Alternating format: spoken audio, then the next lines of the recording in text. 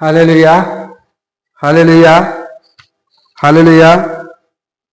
వెలిగే దీపముగా నీవు ఉన్నావా, లేక ఆరిపోయే దీపముగా నీవు ఉన్నావా అని వాక్యం బట్టిగా చూస్తున్నాం. 1 పేతురు 2:9, మీరు చీకటిలో నుండి వెలుగులోనికి పిలిచిన ఆయన గుణగణాలను ప్రచురం చేయ నిమిత్తము యాజక సమూహము దేవుని సొత్తైన ప్రజలు, దేవుని సొత్తై ఉన్నాం. కనుక మనము చీకటిలో నుండి, పాప జీవితంలో నుంచి వెలుగులోనికి పిలిచాడు ఆయన గుణగణాలు, ప్రభు యొక్క గుణగణాలు. ఆయన వెలుగుమయుడు, తేజోమయుడు, ప్రేమామయుడు, కరుణామయుడు. ఆయన గుణగణాలను ప్రచురం చేసేవారముగా ఉండనట్టుగా చూస్తున్నాం. మనం వెలుగు వలె, మన వెలుగు సకల జనులు ఎదుట ప్రకాశింపనిది. మన వెలుగు ఎలాగుండాలి? సకల జనులు ఎదుట ప్రకాశించే వారముగా ఉండాలి. కనుక నేను వెలుగు సంబంధిని గనుక ప్రభువారు అంటున్నాడు, నేను వెలుగు సంబంధిని గనుక నన్ను వెంబడించేవాడు చీకటిలో నడువక వెలుగులో నడుచుంటున్నాడు. వెలుగులో నడిచే వారముగా ఉండాలి. చీకటి నడిచినట్టయితే అపవాది యొక్క సంబంధి, వెలుగుగా నడిచినట్టయితే ప్రభు యొక్క సంబంధి. దేవునికి స్తోత్రం. లేవి కాండము 24వ అధ్యాయం 2వ చూసినట్టయితే, నిత్యము వెలుగునట్లు దీపము కొరకు స్వచ్ఛమైన ఒలీవ నూనె, ఆ నూనె స్వచ్ఛమైన ఒలీవ నూనె తేవల. ఆ ఒలీవ నూనెలో కల్తీ ఉన్నట్టయితే ఆ దీపము వెలగదు.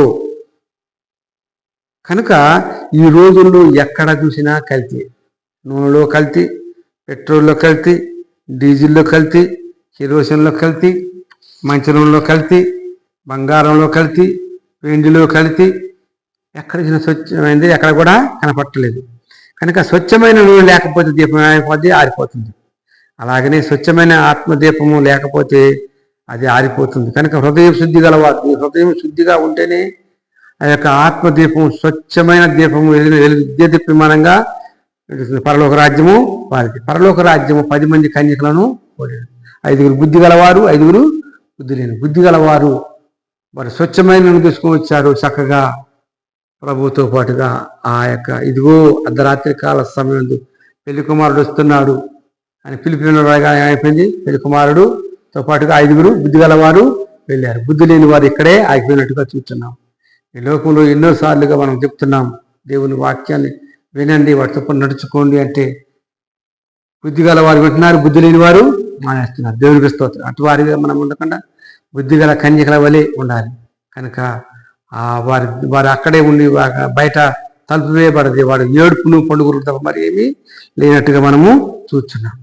బుద్ధి లేని కన్యకల వలె మనం ఉండటానికి వీలేదు. బుద్ధి గల కన్యకల వలె మనం, నీ వాక్యము, ప్రభు యొక్క వాక్యము, నీ వాక్యము నీ పాదములకు దీపము, నా త్రావకు వెలుగైన. ప్రభు యొక్క మాటలు జాగ్రత్తగా మన యొక్క వెలుగుగా, వాక్యం దీపముగా వెలుగుగా ఉంటుంది అన్నట్టుగా మనం ఇక్కడ చూస్తున్నాము.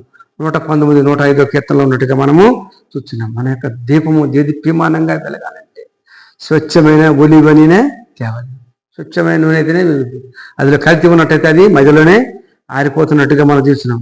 కనుక మన దీపాన్ని యెహోవా సన్నిధిని చక్కబెరచాలి. ఆ యొక్క దీపాన్ని ఎక్కడ చక్కబెరచాలంటే దేవుడి సన్నిధిలో చక్కబరచాలి.